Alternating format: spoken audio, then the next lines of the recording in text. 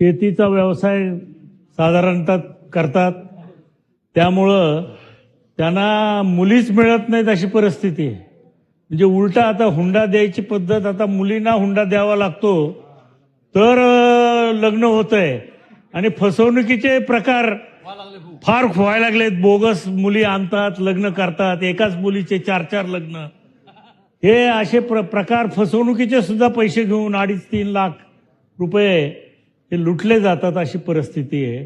तर या बाबतीत सुद्धा सरकार विचार करून ह्या मुलं जे आज विना लग्नाचे आहेत, आज खरं म्हणजे फार म्हणजे वाईट परिस्थिती आहे. आणि समाजामध्ये सुद्धा मग त्याच्यामध्ये अनेक व्यसनं करणं, अनेक भानगडी वाढत चाललेल्या आहेत.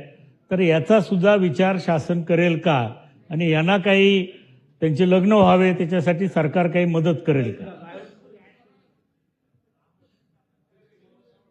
सन्माननीय ज्येष्ठ सदस्य प्रकाशदादा सोळंके यांनी वर्तमान परिस्थितीत होणाऱ्या वास्तवाबद्दल देखील या ठिकाणी माहिती दिलेली आहे.